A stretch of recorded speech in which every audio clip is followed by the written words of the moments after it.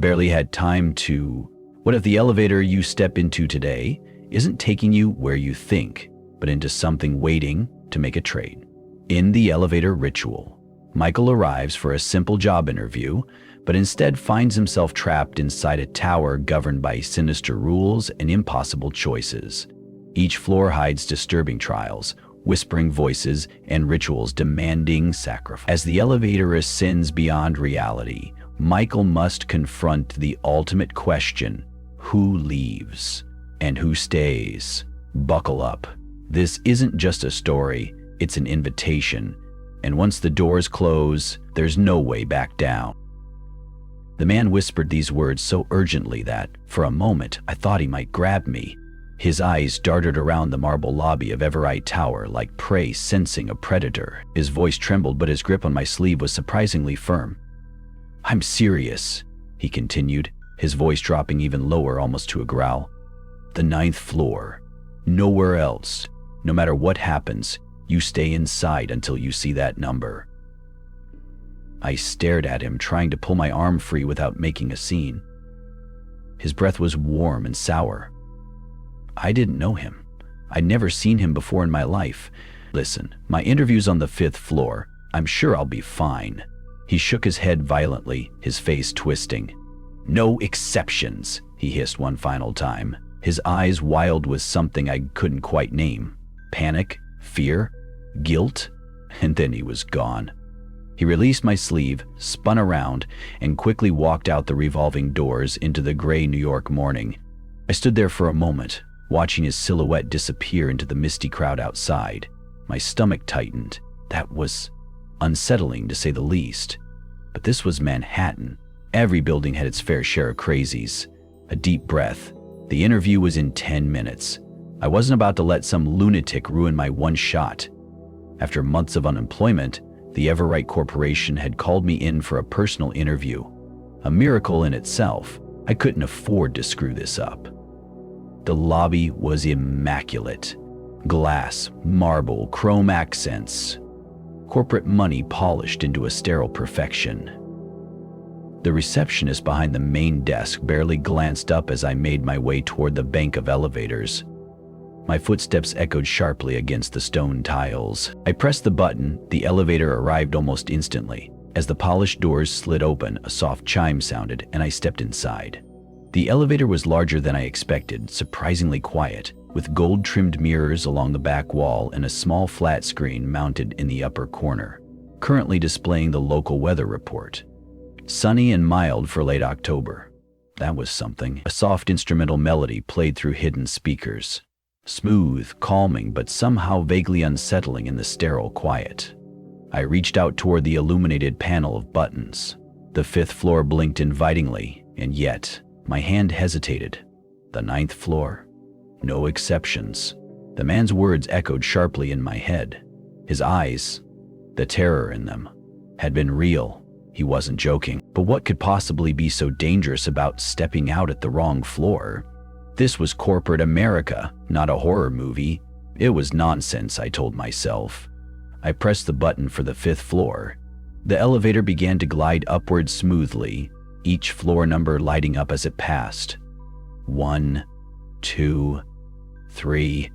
The music swirled gently, mingling with the faint hum of the motor. 4. A soft ding announced my arrival at the 5th floor. The doors slid open, revealing a sleek reception area. Polished hardwood floors, modern minimalist furniture, and behind a pristine white desk stood a woman in a fitted navy blazer, smiling warmly at me. "Mr. Reed?" she asked, her tone pleasant, rehearsed. "That's me," I nodded, stepping out as the doors began to close behind me. Instinctively, I reached back and pressed the open door button, holding it there, as if tethering myself to the only exit I trusted. "We're actually a bit ahead of schedule," she said cheerfully. "Mr. Davis is eager to meet you. If you'll just take a seat, we'll be ready shortly." "Thank you," I replied, my voice tight. "Actually, maybe I should come back in a few minutes, give everyone time." "No need," she interrupted smoothly, her smile growing almost too wide, her eyes briefly narrowing as though measuring me. "You're exactly where you need to be. Everything's already prepared. For some reason, my thumb stayed pressed firmly against the open door button. Something about her tone, about the way she emphasized exactly where you need to be, made my stomach twist again. I shifted slightly, peering past her desk into the office space beyond. Cubicles lined the floor, populated by sharply dressed employees who typed diligently at glowing screens. Nothing outwardly sinister, except for the painting. At the far end of the office hung a massive portrait, at least 6 feet tall, mounted on the wall behind the central conference room. Even from this distance, I could tell it was a photograph, a high school yearbook photo. My photo, senior year. I froze. The receptionist followed my gaze and tilted her head as if amused. "That's quite the smile, Mr. Reed. You haven't changed much." My throat tightened. My palms grew slick against the cool metal of the elevator frame. How did you get that?" "It's public record, of course. We like to know our candidates thoroughly. Helps us personalize the experience." Her voice was soft, almost hypnotic. Then came the singing. Without any cue, without any conductor, every employee in the office began singing Happy Birthday in perfect unison. The melody was oddly slow, the voices slightly flat, like some deranged choir.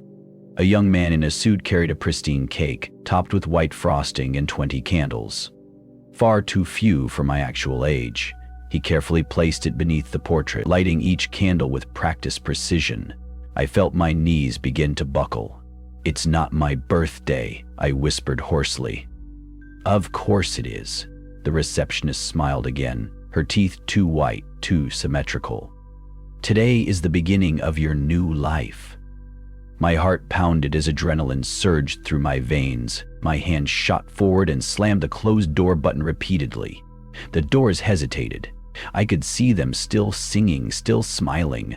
The receptionist watched me calmly, as if I were simply another variable following its predictable course. Finally, the doors sealed shut with a soft click.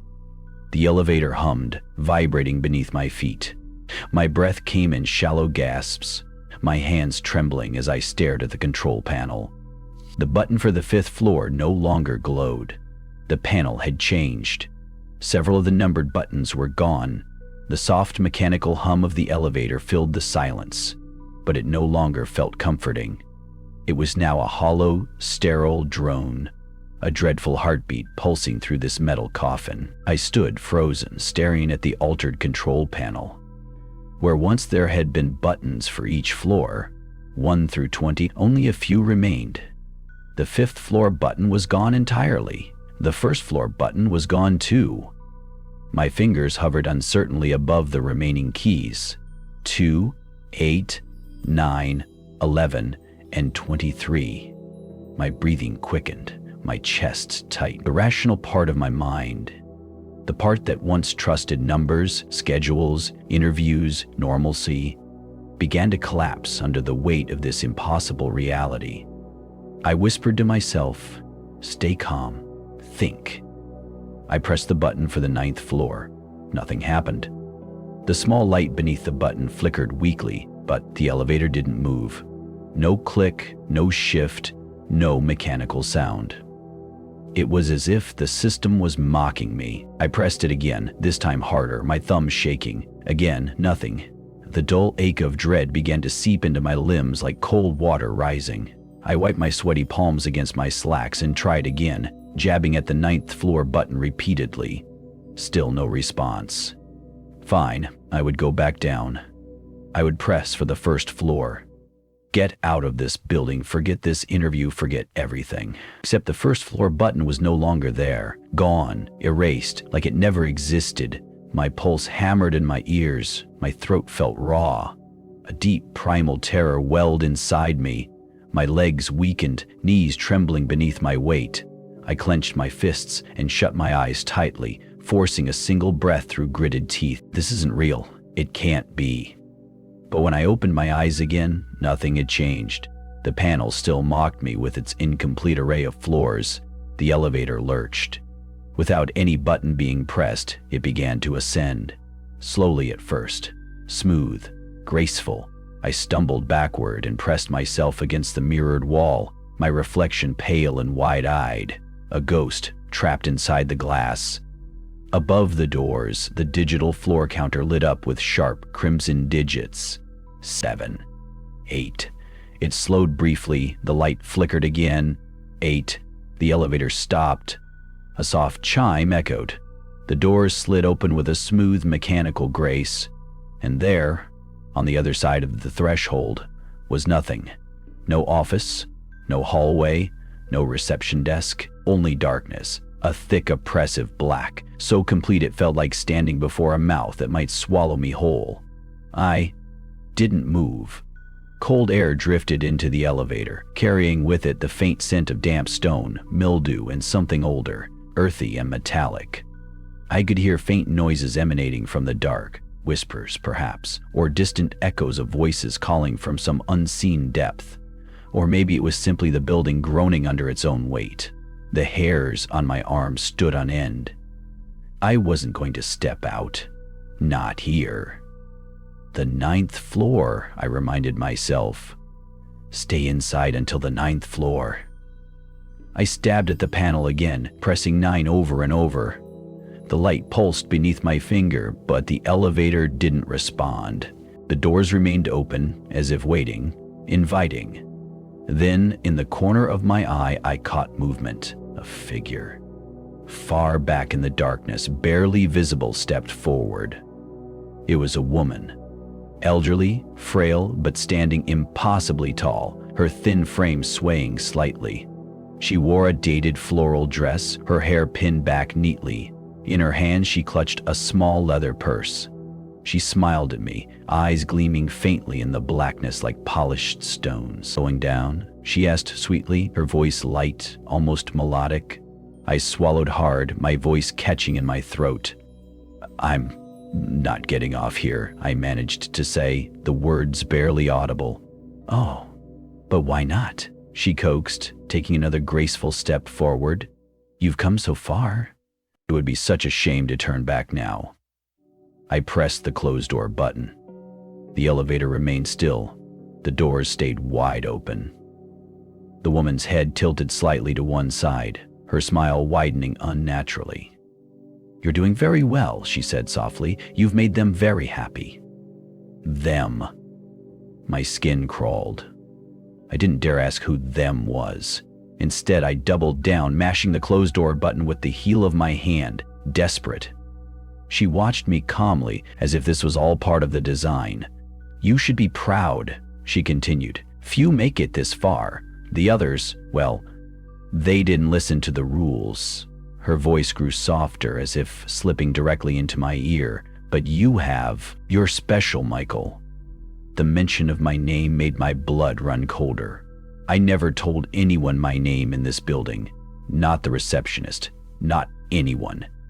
The woman took one more step forward. Her face shifted slightly as she moved. Something about her mouth, her cheeks, like flesh struggling to maintain shape. "You have friends waiting below," she whispered. "They would love to see you." The lights in the elevator flickered. The shadows behind her writhed, like silhouettes of others waiting just beyond my sight. Tall, twisting shapes that didn't resemble people at all. Suddenly, the doors began to close. The woman's smile never wavered as the gap narrowed. "See you soon," she sang as the doors sealed shut with a final ding. The elevator shuddered once, then resumed its upward climb. The floor indicator flashed. 9. My breath caught. I stared, frozen, as the doors slid open again. The reception area was bright, clean, welcoming. The same receptionist from the 5th floor stood behind her desk, her smile as polished and hollow as before. "Welcome, Mr. Reed," she said warmly. "Right on time." The voice startled me, soft, grandmotherly, yet carrying a subtle undercurrent of something far cold. I turned my head sharply. She was already inside the elevator. I hadn't even heard the doors open. The old woman stood beside me, hands gently folded over her handbag, her frail frame almost comically small compared to the gleaming metal walls of the car. Her hair was perfectly styled, tight curls set in a vintage fashion that looked decades out of place. She smelled faintly of lavender and something metallic beneath it. sharp like rust. I didn't speak, my body locked in place, brain scrambling to catch up. How had she gotten in? The elevator hadn't stopped, had it? Had I blacked out for a moment? You seem tense, dear, she smiled, tilting her head slightly. The skin along her neck sagged loosely, but her eyes remained bright. Too bright. No need to be so frightened. It's only an elevator. I tried to respond, but my throat was tight. She turned to the panel casually, as if this was simply another Tuesday. Her thin, wrinkled finger hovered above the button for the second floor. "Shall we go down?" she asked sweetly. Her voice was almost musical, too smooth, like someone who had spent years perfecting it for manipulation. I forced myself to take a breath. I don't think that's a good idea," I whispered. "I was told to stay until the 9th floor." She chuckled lightly, as if I'd just said something charmingly naive. "Oh, nonsense," she waved a delicate hand. "That man downstairs, he always overreacts. Such a worrier, that one. The 2nd floor is perfectly safe. In fact, your friends down there have been waiting for you." I stepped back instinctively, pressing against the mirrored wall. My reflection looked pale, sweaty, eyes wide with primal alarm. "No," I said, more firmly. "I'm staying on until the 9th floor." Her smile widened just slightly, stretching the corners of her mouth a fraction too far. The fine lines at the edge of her lips trembled, as if her skin was struggling to hold its form. "Suit yourself," she sighed, but her tone remained oddly cheerful. "Not many have your resolve, you know. That's why they're so excited about you upstairs. So very eager." A sharp chill ran down my spine. "Who's they?" I asked cautiously. The old woman didn't answer directly. Instead, she glanced upward, toward the ceiling, as if expecting someone to arrive at any moment. "They're watching you, dear. They've been watching you for some time now, ever since you stepped inside." Her voice dropped to a whisper. "You passed the first test beautifully." I swallowed hard, heart pounding in my chest. The first test? The 5th floor had been a test? The portrait? The receptionist? The eerie birthday song? The entire interview invitation? It was all part of some ritual, some kind of sick game. My fingers twitched toward the panel again, hovering over the 9th floor button. But even as I touched it, the small light beneath flickered weakly, and the elevator didn't respond. The old woman watched me carefully, her eyes glittering. "You do know the 9th floor is not the end," she whispered. "It's only another door, another threshold. They'll open it for you when they're ready." Before I could respond, her hand darted out suddenly, surprisingly fast, and pressed the 2 button. The elevator jolted. My stomach lurched as we began descending. The sensation smooth yet profoundly wrong.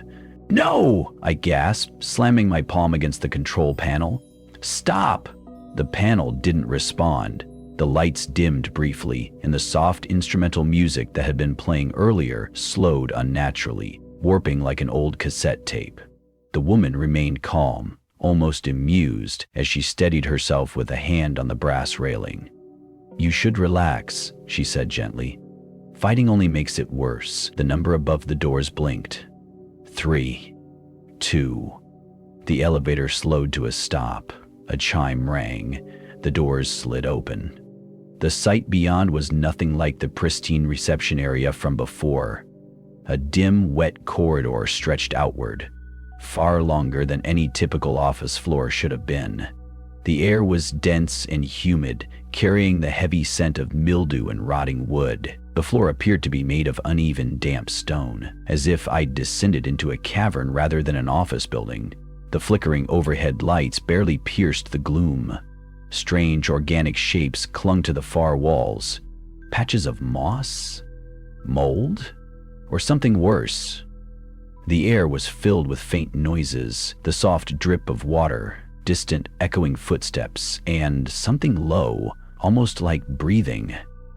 "Go on," the woman urged gently beside me. "They'll be disappointed if you don't say hello."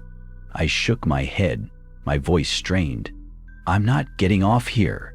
Her smile remained fixed, but her voice hardened ever so slightly. "Don't be rude." Suddenly, from deeper within the corridor, I saw movement. A figure emerged. Tall, too tall, a man in a sleek black business suit, his features initially obscured by shadow, but as he approached, the flickering lights revealed him more clearly. His face was flushed a deep crimson, as if perpetually blushing or burning from within. Beads of sweat glistened along his cheeks. He carried a black leather briefcase in one hand, and his eyes were completely white. No pupils, no iris, only smooth, glistening white orbs staring directly at me. The old woman beside me clapped her hands softly, as if welcoming an old friend.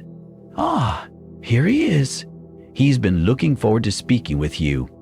The man in the suit stepped forward, his voice cold and strangely rhythmic, like a rehearsed sales pitch. "Mr. Reed, I must say, your credentials are very impressive." He smiled, thin, tight-lipped. "Your prior employer spoke highly of your loyalty, your adaptability." I couldn't move. My legs felt rooted, locked by fear. "Please," he continued smoothly, "allow me to make a better offer than the 5th floor." He paused for a moment, his tone lowering as though sharing a secret. $800,000 per hour. My head spun. "What?" I croaked. He chuckled. "Just kidding," he said flatly, his smile tightening. "There's no money, not really. You know what we want, Michael, what we all want."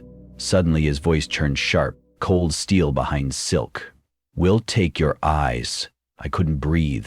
The man's words echoed in my skull, twisting through my nerves like barbed wire. "We'll take your eyes."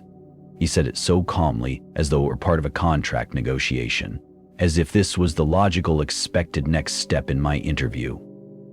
I stumbled backward, pressing myself against the far wall of the elevator. My reflection in the mirrored surface stared back, pale, wide-eyed, utterly helpless. Now, the old woman cooed softly beside me, as though soothing a frightened child. "No need to panic. The procedure is surprisingly gentle." The tall man stepped closer. His steps were perfectly measured, each one like the click of a metronome, deliberate and inevitable. The glow of the flickering lights overhead shimmered against the sheen of his blood-red face, making his empty white eyes glisten like polished marble. "You see," he continued, "we find that the removal of vision provides clarity." He smiled faintly, tilting his head. "You won't have to witness what comes next." The walls of the elevator seemed to close in around me, the very air thickening into something viscous and heavy. The soft instrumental music that had been playing earlier had long since twisted into something unrecognizable, a warped, distant melody, like a music box submerged underwater. My hand searched frantically for any option on the panel, any button to press, any command to escape. But the panel was dying. The buttons had dimmed even further. 9 blinked weakly. 2 glowed steady like a mocking beacon. I slammed my palm against the panel again. My breaths were sharp and shallow. My heart hammered against my ribs like a drum beaten by panic hands. The man in the suit stopped just outside the elevator threshold, his face mere inches from the doorway, still partially veiled by the shadows of the grotesque hallway. "Michael," he said my name like a parent chastising a stubborn child. "We're offering you peace." Behind him, I saw movement in the corridor. Several figures emerged from the gloom, twisted, elongated shapes, their arms hanging too low, their necks craned unnaturally, as though their spines had been pulled taut. Their skin glistened as if perpetually wet, slick like polished leather. Some were blindfolded, some were not, but none of them had eyes. Only smooth, pale, featureless sockets. Their heads cocked in unison, as if listening for something only they could hear, and then they began to approach. The tall man's voice remained perfectly level, his smile unwavering. "You're going to help complete the ritual, Michael. Your contribution is necessary." "No!" I shouted, my voice cracking. "Stay back!" The old woman sighed behind me, disappointed. "You're making this far more difficult than it needs to be, dear," she said. "Resistance rarely serves anyone well at this stage." My fingers scraped desperately at the side wall, feeling for something, anything. I caught the brass handrail and gripped it tightly, forcing my legs to steady beneath me. "You can't have me!" I screamed. The creatures were closing in now, gliding silently like predators through the dim hallway, their eyeless faces turned toward me, as if they could still see somehow, guided by something far worse than vision. The man in the suit extended his arm, offering his hand like a gentleman inviting me to dance. "Come now, Michael." A strange buzzing filled my ears, the vibration of something ancient humming through my bones. I wasn't thinking anymore. Instinct took over. I slammed the closed door button with my fist. Over and over and over. Nothing. The doors remained wide open. The tall man stepped forward. His shoe touched the elevator threshold. The creatures behind him moved faster now, crawling, limbs bending in unnatural ways. One of them hissed through a throatless gurgle. I screamed, both in rage and terror, and drove my heel into the panel, stomping the array of buttons as hard as I could. The plastic cracked beneath my foot, sparks flew, and then, miraculously, the doors began to close. The tall man's smile faltered for the first time. His hand reached out, fingertips brushing against the metal as the gap narrowed. He didn't rush. He didn't shout. He simply whispered as the door sealed. "We will see you again, Michael." The final inch closed, and the elevator shuddered as it resumed movement, lurching upward once more. I collapsed back against the rear wall, gasping for air. My heart felt ready to explode from my chest. The floor indicator above the door blinked. 3, 4, 5. The warped music had stopped completely, only the mechanical hum remained. For a brief moment, it almost felt normal. But that moment was short-lived. As the elevator climbed, a loud bang struck the door. I jumped. Another bang, harder this time, as though something was slamming into the outside of the shaft itself. I stared wide-eyed at the doors, my breath frozen in my lungs. Bang, bang, bang.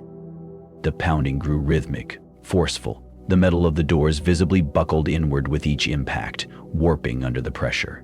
The floor counter climbed steadily. 6, 7, 8. I mashed the button for 9, praying that whatever was behind the relentless hammering would not break through. The banging continued. The doors bulged. The overhead lights flickered. 8, 9. The elevator slowed. The pounding stopped. A soft chime rang out. The doors slid open to reveal the 9th floor. I barely had time to blink before the doors closed again. The receptionist's unsettling smile remained fixed in my mind as the elevator lurched violently. This was no longer the smooth, calculated glide of a well-maintained corporate lift. It was something else entirely. The floor counter above the doors flickered wildly. 10, 11, 15, 22, 37.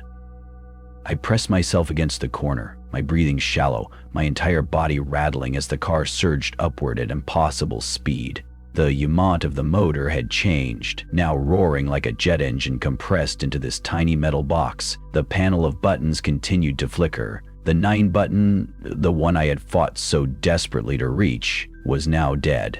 Its tiny indicator light had gone completely dark. The rest of the buttons had disappeared entirely, as if the panel itself was dissolving before my eyes. I gripped the handrail tightly, my knuckles pale. The temperature in the elevator seemed to rise with each passing moment, sweat pouring down my back, my chest constricting with every ragged breath. The lights overhead buzzed, sputtering erratically as the car screamed its way upward. 61, 79, 104, 130, 178.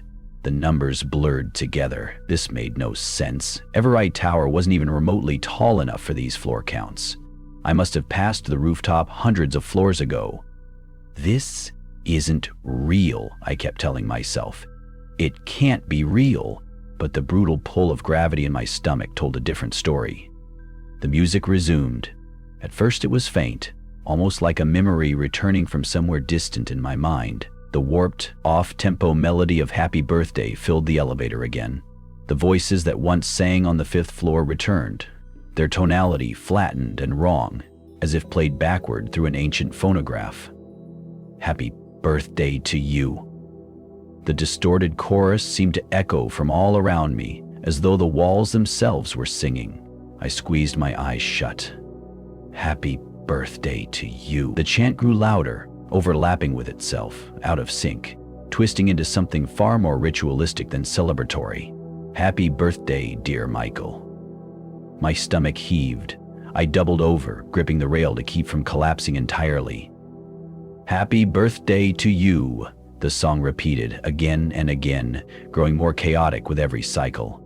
The voices overlapping like a deranged choir. I opened my eyes and found my reflection again in the back mirror. But this time, I wasn't alone. Above my head, faint and difficult to discern at first, was movement, something slithering just beyond the ceiling panel. Long, pale fingers extended downward, curling toward me like skeletal roots. Their motion was deliberate, patient. I recoiled instinctively, pressing myself against the corner as far as I could. The fingers stopped mere inches from my head, hovering as though waiting for permission to touch. Their skin was translucent, revealing faint, pulsing veins beneath. A sickly gray boo that seemed almost luminescent beneath the flickering lights. And then they retreated, disappearing back into the ceiling as silently as they had arrived. The voices abruptly cut off. A moment of silence followed. Only my frantic breathing remained.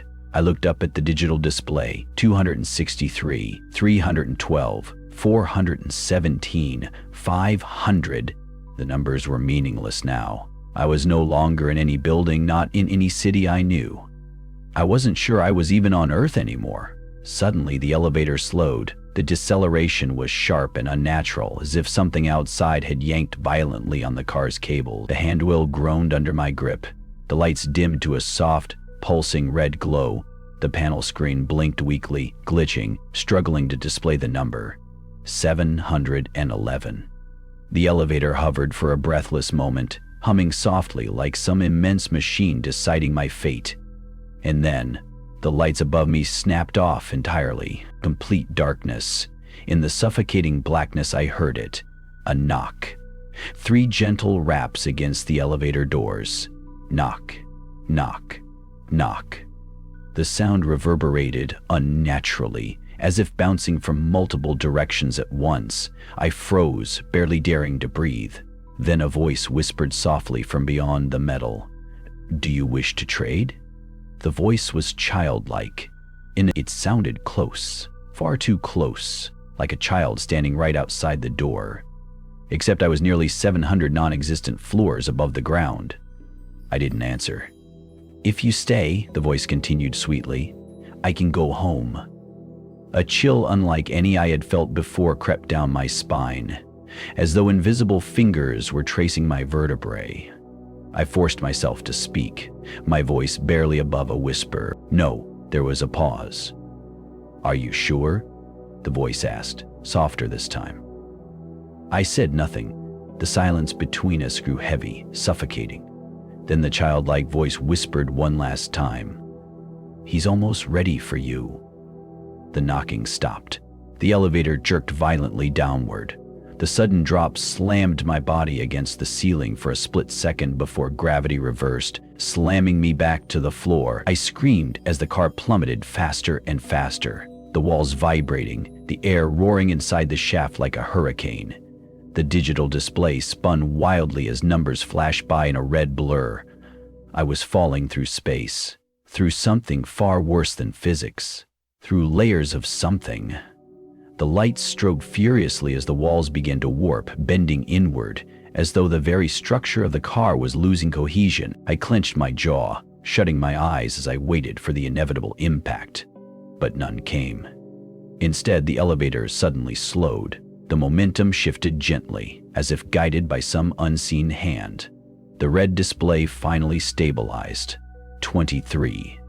The elevator came to a stop with unnatural grace. The man's presence filled the space like a weight, though he stood calmly, hands folded neatly in front of him. He looked exactly as I remembered him from the lobby. The sharp gray suit, the neatly combed dark hair, the deep-set, weary eyes that had burned with such desperation when he first grabbed my arm and whispered those words that now haunted my every breath. "Don't step out until you reach the 9th floor." But there was no panic in him now, no urgency, only peace. The elevator doors remained wide open, revealing the strange new space behind him. The hallway stretched out in both directions, too pristine, too symmetrical. White marble floors, spotless glass walls, soft ambient lighting. It resembled a modern high-rise office, but there was something inherently wrong beneath the surface. The air itself pulsed with a soft, almost imperceptible vibration, like the low hum of a distant machine that never ceased. Where am I stammered. The man smiled warmly. Floor 23, he answered simply. You've passed the preliminary stages. They're quite impressed, Michael. His tone was soothing, almost fatherly, like a mentor praising a student, but every fiber of my being screamed that this was wrong. You told me to stay inside until the 9th floor, I whispered, my voice hoarse from the strain of everything I'd endured. And you listened, he nodded approvingly, which is exactly why you're here. You see, most people, they fail long before this stage. I swallowed hard, my mouth dry as bone. My hands gripped the railing behind me for stability. What is this place? What do you want from me? The man's expression softened even more, as if gently correcting a confused child. It's not what we want from you, Michael. It's what we want for you. He stepped forward, but not into the elevator, just close enough that I could see the odd glint in his eyes, as though tiny embers flickered behind his pupils. You were chosen, he said softly. Out of thousands, your life, your choices, your failures, they all led you here. You have the resilience we seek, the willingness to obey the rules when tested. I shook my head violently, trying to reject his words. I don't want any part of this, I rasped. I just want to leave. His smile remained. You are leaving, he assured me. This is your exit, Michael. You're no longer a candidate. You're an asset. My stomach turned. An asset? You've been recruited into something larger than yourself, he continued, his tone still calm, hypnotic. We've seen your potential, your capacity for fear, for desperation, for obedience. You passed each trial with remarkable consistency. He paused for a moment, studying my reaction, before lowering his voice slightly. And now, we offer you purpose. The words sent an involuntary shiver down my spine. This isn't purpose, I spat.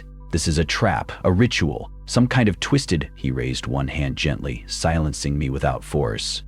We understand the fear, Michael. It's perfectly natural. His eyes briefly flickered upward as though acknowledging something far above us that I could not see. But you'll learn, he continued. You'll adjust. The others will guide you. You won't be alone. I felt my knees weaken again. The rail behind me was the only thing keeping me upright. And if I refuse, I whispered. For the first time, his smile faltered, barely perceptible, but there. You won't, he said softly. Refusal is not an option anymore. The soft hum in the air grew slightly louder, as if reacting to his words. I felt it pressing against my skin, vibrating through my bones. The elevator has carried you as far as your free will allowed, he continued, his voice dropping lower. Beyond this point, other forces take over. I looked behind him, deeper into the hallway. At first glance, the space seemed empty, but as my eyes adjusted to the soft lighting, I noticed faint movements, silhouettes shifting behind frosted glass walls. Figures pacing slowly, like workers in a factory that never slept. Who are they? I asked, my voice barely audible. Your future colleagues, he smiled. Some are new, like you. Others have been here much longer. The shadows behind the glass moved in synchronized, looping patterns, like insects crawling in invisible spirals. I felt bile rise in my throat. This is insane, I whispered. The man exhaled softly, almost regretfully. Michael, he said gently, you need to let go of your old logic. Out there, in the world you left behind, everything was chaos, struggle, failure. But here, there is order. Here, you finally belong. The vibration in the air grew stronger again, pulsing like a heartbeat.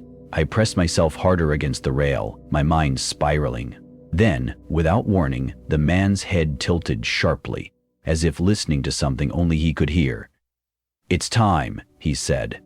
Suddenly, the lights in the elevator flickered. The air pressure shifted violently. The man stepped backward into the corridor.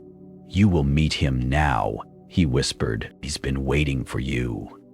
Before I could react, the doors began to close on their own. I lunged forward instinctively, trying to force them back open, but my body wouldn't move. An invisible weight pinned me in place. My muscles locked, as if I were sinking into invisible cement. Through the narrowing gap of the doors, the man offered one final, unsettling smile. "Welcome to your true interview." The doors sealed shut. The elevator hummed like a living thing as it carried me upward again. Though this time, it felt less like a machine and more like some grotesque organism, shifting, adjusting, preparing for the next phase of its cycle. Above the doors, the floor counter continued its strange pulsing display. Scension, not a number, not a floor, a state, a ritual. I stood frozen, unable to move much farther than a few shaky steps away from the back wall. My muscles still ached from the invisible force that had locked me moments earlier. My mind screamed for logic, for order, but there was none left. Then, the phone rang. I hadn't even noticed there was a phone mounted in the panel until now. An old-fashioned handset, polished black plastic, rested quietly in a recessed cradle near where the buttons used to be. The ringer was jarring, loud, metallic, far too sharp for the suffocating silence of this ritual ascent. "Ring? Ring?" The shrill tone echoed inside the small chamber, amplifying my already fraying nerves. I hesitated, but after everything that had happened, I knew I had no real choice.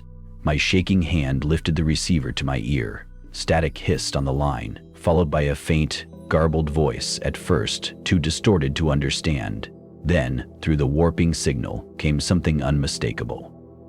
"Michael." My blood ran cold. It was Meredith's voice. My wife. Or rather, something trying to sound like her. "Michael, listen to me," it pleaded. "You can't trust them. You're not safe." My knees buckled slightly as I pressed my back harder against the wall, my hand gripping the receiver like a lifeline. "Meredith? How are you?" "Don't go to the 9th floor," the voice repeated urgently, the distortion making her sound like she was speaking through a broken radio submerged underwater. "They're lying to you. There is no safety up there." The lights flickered rapidly overhead, the glow dimming and pulsing with each syllable as though the elevator itself was reacting to the call. But you said this was my interview, that I was chosen." The voice cut me off. "It's a trap, Michael." I closed my eyes tightly, the weight of it all collapsing onto my chest. "But how do you even know where I am?" I whispered. "How do you know what's happening?" There was a long pause on the other end. Then Meredith's voice shifted, flattening slightly, losing its warmth, becoming something mechanical beneath the distortion. "Because we are watching too." I felt my heart skip a beat. The elevator shuddered slightly beneath my feet, vibrating like some ancient cable struggling to hold its weight. "You're not my wife," I said softly. The thing on the other end didn't deny it. Its tone softened into something far more unsettling, a perverse mimicry of comfort. "Michael, you don't have to fight it anymore. You've fought so hard. Just surrender." I shook my head violently, gripping the receiver until my knuckles whitened. "Why me?" I choked. "Why any of us?" The voice giggled faintly, wrong, hollow, childlike. "Because you walked through the door." A burst of static shrieked through the line, forcing me to pull the handset away from my ear. I slammed the receiver back into its cradle. The lights above me dimmed completely for several seconds, plunging me into suffocating darkness once more. I stood frozen, breath shallow, waiting. Then, without warning, the entire elevator was flooded with a sudden bright red glow, unnatural, almost organic in its warmth. The doors slid open. It was the 9th floor, at least that's what they wanted me to believe. The lobby before me was immaculate. Spotless marble floors gleamed beneath subtle recessed lighting. Tall glass windows framed the far walls, revealing nothing but blackness outside, like standing on the edge of an endless void. And there she was again, the receptionist. Her smile was perfect, wide, artificial, more mannequin than human. She stood behind a curved white desk that gleamed under the soft lights, her posture motionless and precise, like she had been sculpted into place. "Welcome back, Mr. Reed," she greeted, her voice syrupy smooth. The eerie calm in her tone cut through me like ice. I stepped forward hesitantly, drawn by a mix of dread and curiosity. I whispered, my voice cracking. "I thought I wasn't supposed to leave until I reached the 9th floor. "And here you are," she replied cheerfully, "exactly as you were told." My eyes darted nervously across the lobby, searching for any sign of movement, any hint of the horrors lurking beneath this pristine facade. But everything appeared normal. The receptionist gestured politely toward a single black door behind her desk. "Mr. Davis is ready to see you now," she announced. "Your real interview may begin."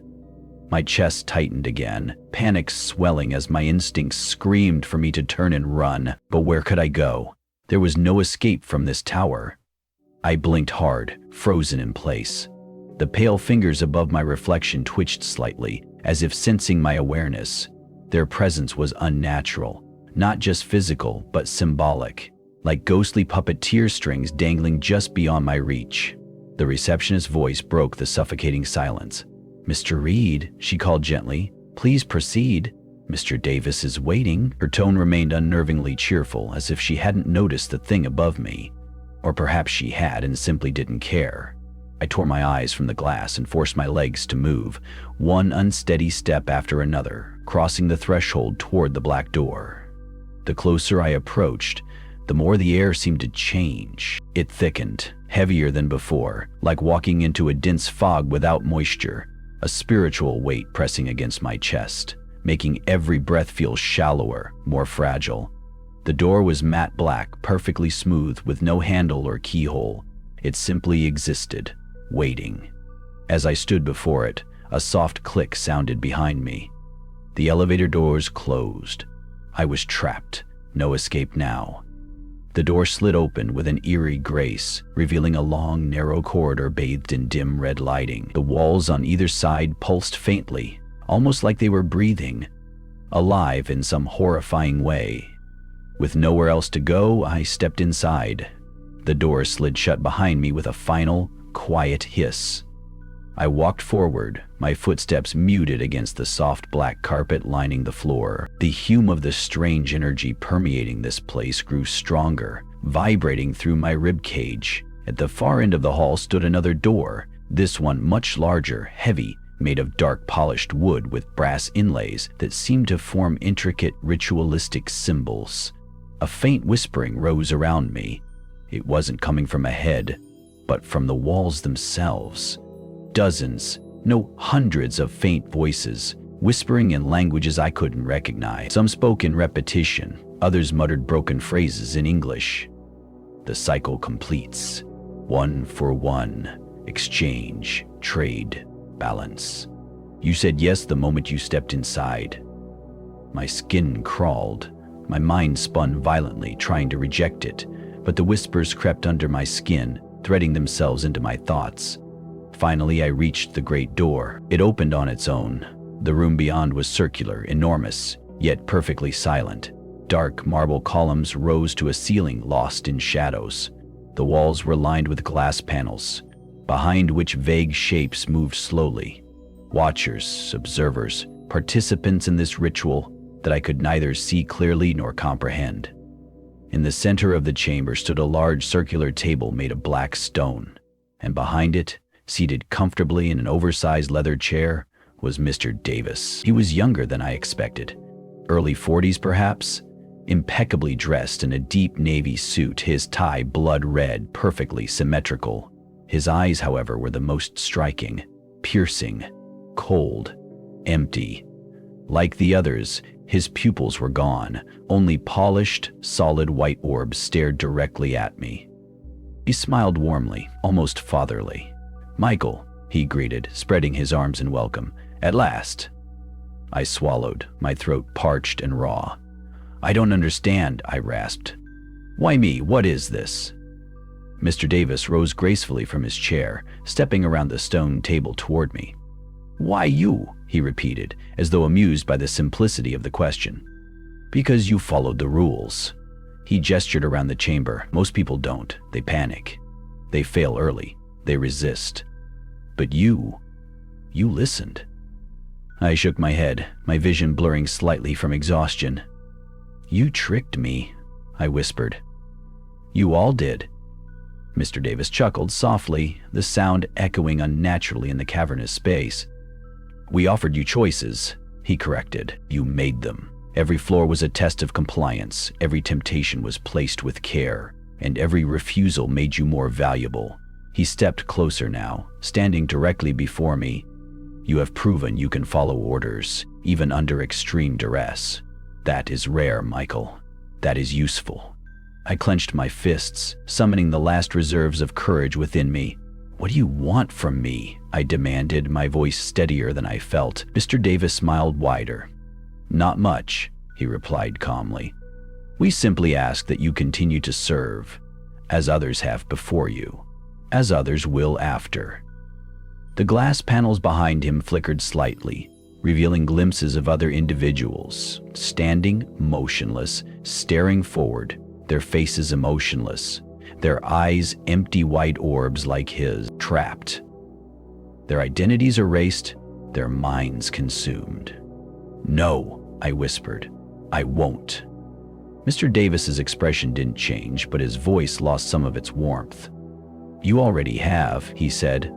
"You passed through the doors. You followed the path. You arrived here willingly." He leaned in slightly, lowering his voice to a conspiratorial whisper. "And you will stay." Suddenly, without warning, the floor beneath me vibrated violently. The entire chamber shook as an unseen force rippled through the structure. Lights flickered. The whispering voices rose into a crescendo of desperate chanting echoes. "Trade complete. Trade complete." The boy's voice was barely a whisper, but its weight slammed into my chest like a hammer. He stood motionless inside the waiting elevator, his small frame illuminated by the pale light above. His wide, terrified eyes stared directly into mine. Human eyes, still whole, still innocent, still untouched by whatever horror governed this place. "Please," he repeated, his voice cracking, "take my place." My pulse pounded violently in my temples. My breath came short, shallow, desperate. The whispers around the chamber continued swirling like unseen hands pulling invisible strings. One must stay, Dawn must leave. Balance must be kept.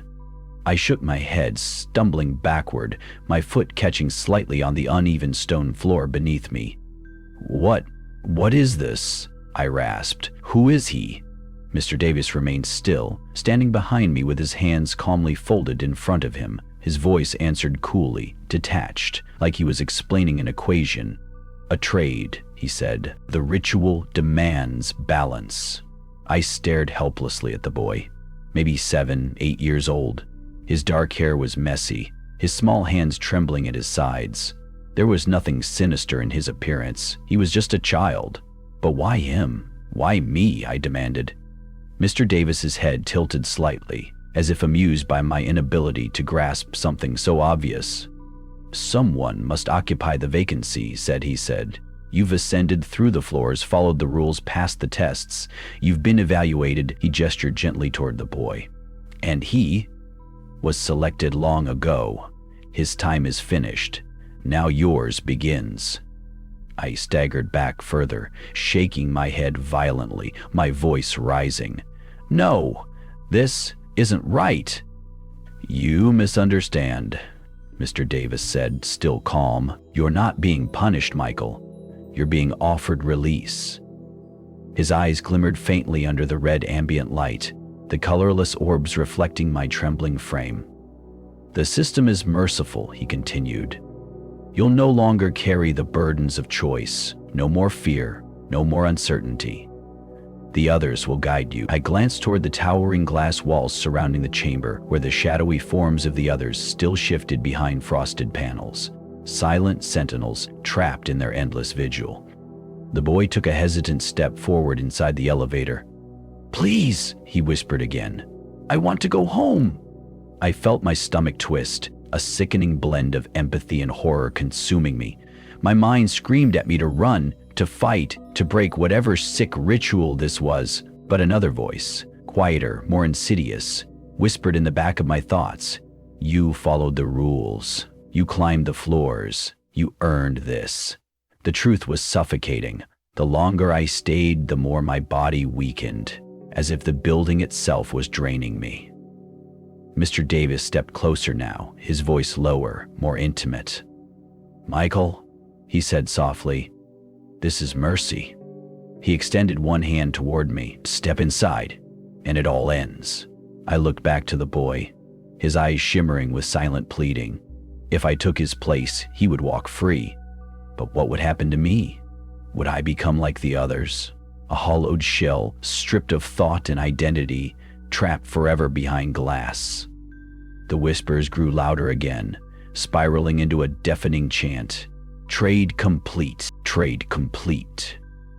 My breath hitched, my fingers twitched involuntarily at my sides. My legs trembled under me, struggling to remain upright. "Michael." Mr. Davis's voice was almost hypnotic now, melodic, like a lullaby designed to pacify the dying. "You've suffered enough. Let it go." I closed my eyes. My entire body quivered under the unseen pressure flooding this chamber, like gravity itself was warping around me. But beneath the crushing despair, a small, flickering spark remained alive, deep within my chest. No, not like this. I forced my eyes open, staring directly into Mr. Davis's pale face. "No," I whispered hoarsely, "I'm not playing this game." Mr. Davis's smile faltered for the first time.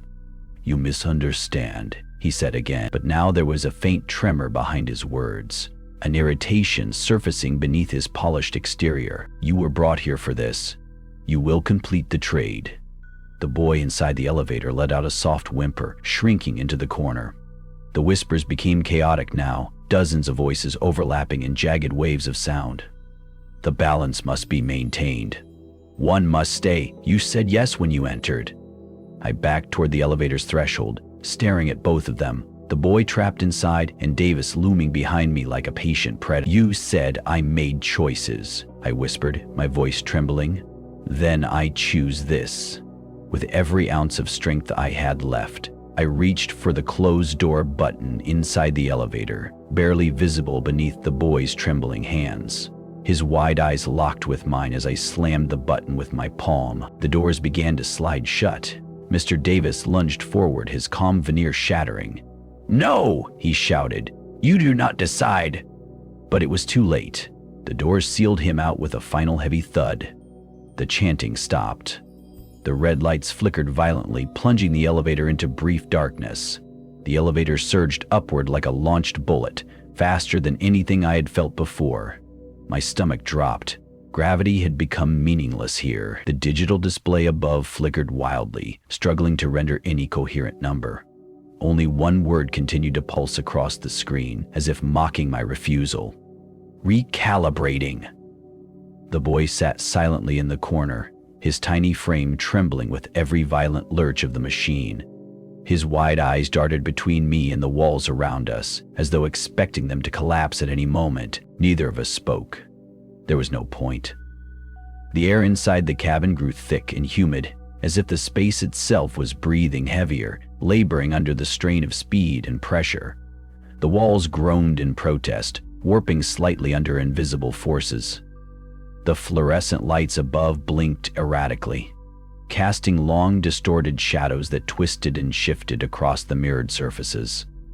Suddenly, the elevator jerked hard to the left, throwing me sideways into the panel. Sparks burst from exposed wiring as I struggled to steady myself. A low mechanical groan echoed from somewhere deep above us, a sound like tortured metal grinding under impossible weight. The boy whimpered softly but said nothing. I reached out and gripped the railing beside him, steadying both of us as the elevator shuddered again. "It's okay," I managed to whisper, though I wasn't sure whether it was for him or for myself. The chanting returned, soft at first, but building steadily. Error, error, error. Hundreds of voices overlapping in distorted unison, layered with static like broken radio transmissions. The display above finally blinked away from its single word and began cycling through impossible sequences. 331, 5067, 99,999, 1023. Reality itself was unraveling inside this vertical coffin. The air grew colder now, abruptly reversing from humid to icy. My breath puffed out in small white clouds as the temperature continued to plummet. My fingers felt stiff as I clung desperately to the railing, the metal freezing against my skin. The boy's teeth began to chatter audibly, his small hands gripping my forearm like a lifeline. Suddenly, the elevator lights dimmed to near blackness, leaving only the faint glow of the erratic display and the pulsing red emergency light in the corner. Then, a voice. It didn't come from the speakers or the chamber itself. It was inside my head. "You broke the cycle." The words vibrated deep within my skull, like a migraine forming from the inside out. There must be balance. I clenched my eyes shut, trying to block it out, but the voice only grew louder, more invasive. "You refused the offering. Therefore, you must pay." The entire elevator groaned again, this time bending inward slightly as though unseen hands were compressing the walls. The boy let out a sharp cry as a thin fracture spidered across the mirrored ceiling above us. Crack, crack. Tiny shards of glass rained down like frozen tears, slicing lightly across my cheek. I barely noticed the sting. The elevator was no longer simply malfunctioning. It was transforming into something entirely unnatural. Then, just as abruptly, everything stopped. The elevator halted mid-ascent with a sharp metallic screech that rang painfully in my ears. Total silence followed. No hum, no chanting, no movement. We hovered in place, suspended in absolute nothingness. The boy clung to my arm, his breathing shallow and rapid. I looked up at the display. For the first time since this nightmare began, it showed a floor number. 1313. The doors opened, but there was no floor, only darkness. An endless abyss stretched outward beyond the threshold, an emptiness so complete that it almost seemed to pull light inward, swallowing it whole. I couldn't see the bottom. I couldn't see the edges. It was pure void, and yet something shifted within that emptiness, something alive. From deep within the black, massive shapes slowly unfurled, indistinct forms that coiled and drifted like colossal underwater creatures, their movements both graceful and horrifying. A faint pulse beat through the void, synchronized with my own racing heartbeat. Then I heard it again, this time from all directions. Trade incomplete. Debt unpaid. Correction required. A soft breeze seemed to flow from the chasm, carrying with it the foul stench of rot and decay, as though thousands of corpses lay somewhere beneath the unseen surface. The boy whimpered louder now, burying his face against my arm. The walls of the elevator began to tremble again, vibrating in time with the pulse emanating from the abyss. Suddenly, a sliver of movement darted toward us from the blackness. A pale, elongated limb stretching impossibly far from the void, stopping just short of the elevator's open doors. The fingers were long, skeletal, disturbingly familiar. They hovered in front of us, twitching gently, as if beckoning. I felt my body stiffen, my breath hitching. The whispers returned one final time, sharper now, more forceful. "One stays. One leaves." The mechanical chime sounded so gentle, so ordinary. It didn't match anything that was happening. For a split second, I thought maybe I'd finally gone mad, completely and irreversibly unmoored from any sense of reality. But no. The words flashed above the door in calm, bright lettering. 9. The elevator doors began to slide shut, just as those pale, skeletal fingers continued to pull at the boy's shoulders. I lunged instinctively, wrapping my arms tightly around him. "No!" I screamed. "You're not taking him!" The long fingers tightened their grip, the skin along their joints stretching disturbingly thin as they resisted my hold. The boy cried out, his small hands digging into my jacket, desperate not to slip into that abyss. The elevator groaned as though caught in a terrible tug-of-war between two impossible forces. The entire car creaked and shuddered under the strain. Behind the pulling fingers, the void remained open, pulsing rhythmically, waiting to claim whatever it could steal. "One stays, one leaves," the chorus whispered again, their voices now vibrating directly through the metal walls. I gritted my teeth, summoning every ounce of strength I had left. My muscles screamed, but I refused to let go. "You've taken enough," I shouted into the void. "Not this time." For a moment the fingers paused, quivering, and then, like smoke, they began to dissolve, unraveling into strands of black mist that twisted upward into the unseen ceiling. The void slowly receded, folding back into itself like a collapsing lung. And then it was gone. Complete silence. The doors closed fully. The elevator exhaled a long metallic sigh, as though relieved from unspeakable pressure. The lights stabilized. The humming motor resumed its steady, almost peaceful rhythm. And then came the familiar, almost absurdly calm voice from the overhead speaker. "Ding! You've reached the 9th floor." The boy collapsed against me, his thin shoulders trembling. I held him for several long seconds, both of us breathing in ragged gasps. The sudden stillness inside the elevator felt wrong, artificial, like a trap waiting for us to relax before springing again. But we were alive, for now. I slowly guided the boy to his feet and glanced toward the door. The polished black panels shimmered faintly as they prepared to open. A small voice inside me whispered, "This isn't over." The doors slid apart. The scene before us was both familiar and deeply unsettling. The same immaculate 9th floor lobby, the same gleaming marble tiles, the same curved white reception desk under soft recessed lighting. And standing behind the desk, waiting, smiling, was the receptionist.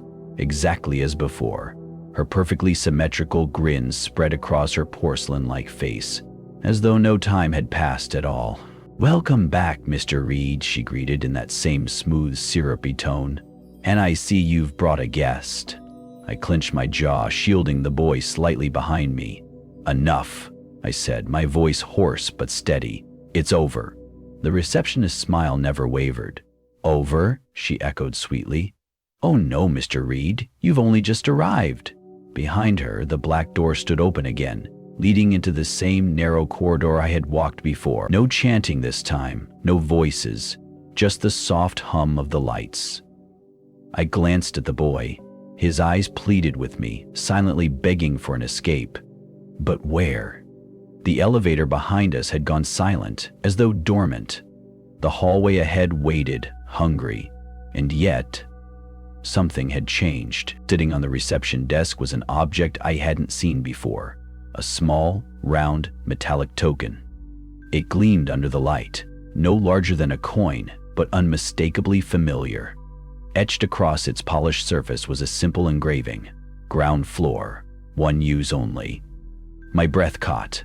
The receptionist followed my gaze, still smiling. "Mr. Davis wanted you to have that," she said softly. "A courtesy for your excellent cooperation." I didn't move. "What's the catch?" I asked. Her eyes glittered faintly under the lights. "No catch," she answered. "It grants one safe descent. Only one." My pulse raced. My mind reeled with possibilities. One descent. For one person. I looked down at the boy, then back at the token. The rules had never changed. One leaves, one stays. My stomach twisted. "Take it," the receptionist encouraged, her voice low, coaxing. "You've earned it." I stepped forward slowly, extending my hand. The token was cool to the touch, heavier than expected. As my fingers closed around it, The receptionist added, almost casually, "Choose wisely." The token felt heavier now as I turned it over in my palm. Ground floor. One use only. The words seemed to hum faintly in my fingers, as though pulsing with some unseen energy. Behind me, the elevator doors waited, wide open, revealing the glowing slot in the single illuminated button, ground. The boy watched me, his small face pale, his breath shallow. He didn't say a word. He didn't need to. The silent plea in his eyes said everything. I closed my hand around the token, my mind spinning. One descent, one person. The rules had always been simple, cruel, immaculate in their precision. One stays, one leaves. The receptionist remained perfectly still behind her desk, her smile unchanged, as though she were merely a passive observer to the final decision, knowing exactly where this would end. I felt the pull of exhaustion sink deeper into my bones. Every choice I had made inside this nightmare had brought me here. Every floor, every test, every refusal to submit. Now, one final choice remained. I looked again at the boy, this fragile, trembling child who never should have been here to begin with. He had been dragged into this long before I arrived. He had been waiting for his release. He deserved it. I took a long breath and knelt down to his level. "Listen to me," I said softly, trying to steady my voice. "You're going to go now. You're going home." His lip quivered. His voice came out barely audible. "But what about you?" I smiled. A sad, hollow smile I barely recognized as my own. "Don't worry about me." The boy's small hands gripped mine tightly as I placed the token in his palm. His eyes widened, unsure. "You're sure?" he whispered. I nodded. "You deserve to leave. I'll stay." For the first time since I entered this hell, I saw something new in his eyes. Hope, a fragile, flickering light struggling to survive in the blackness surrounding us. Together we stood and walked toward the open elevator. The chamber welcomed us with that familiar mechanical hum. Cold, sterile, but oddly peaceful now, like a ritual nearing completion. The boy stepped inside first, turning to face me, his small fingers trembling as he held the token. I reached out and gently guided his hand toward the glowing slot. The token slid into place with a soft click, perfectly flush against the panel. Instantly, the ground button illuminated brighter, pulsing like a heartbeat. The doors remained open for several seconds longer, almost like the system itself was pausing, perhaps waiting for me to change my mind. I didn't. The boy's tear-milled eyes locked onto mine one last time. "Thank you," he whispered. The doors slid shut. I stood in silence as the elevator descended, the sound of its departure growing fainter, swallowed by the hollow belly of this tower. The red light above the shaft flickered softly before fading entirely. He was gone. Safe. Or at least, I prayed that he was. The receptionist's voice finally returned, smooth and quiet behind me. "That was unexpected," she said. I turned slowly to face her. Her smile hadn't wavered, but I sensed something new, a flicker of curiosity beneath the perfect facade. "You broke the ritual," she continued softly, as though tasting the words. "That doesn't happen often." I didn't respond. My throat was dry, my head felt heavy. "Of course," she added after a pause, "the balance must still be maintained." The floor beneath my feet began to hum. The walls trembled slightly, not violently, but steadily, almost as if the entire structure was shifting to compensate for my decision. "You may remain here, Mr. Reed," she continued. "You'll adapt in time, like the others." I glanced toward the glass panels surrounding the lobby. The blurred figures behind them stirred faintly, those who had made different choices, or none at all, frozen observers, hollowed survivors, and soon I would join them. Suddenly, a deep vibration rattled through the entire building. Different from before, the receptionist's head tilted slightly. Her smile twitched, barely perceptible. From somewhere high above, faint sirens began to wail, a sound I hadn't heard since I first entered this cursed place. The lights dimmed and pulsed. The whispers returned, this time layered with static and confusion. Unbalanced, incomplete, recalculating. The receptionist's voice lowered, as though confiding a secret. "You've changed something, Mr. Reed." The vibrations grew stronger. The floor beneath my feet shuddered. Somewhere distant, metal groaned under unbearable strain. And then, one final chime rang out. Ding! The elevator doors behind the reception desk doors, I hadn't noticed until now, slid open slowly, revealing a darkness I recognized all too well. This time, however, no voice beckoned, no whispers lured, only silence. The void was waiting, patient, hungry. Thank you for joining us on this unsettling descent into the elevator ritual. In a world where choices twist into traps, and where rules are never truly what they seem, sometimes survival isn't about escape. It's about what you're willing to sacrifice. If you enjoyed this story, don't forget to like, subscribe, and share. And remember, next time you step into an elevator, count the floors carefully. Some doors were never meant to open. See you on the next floor.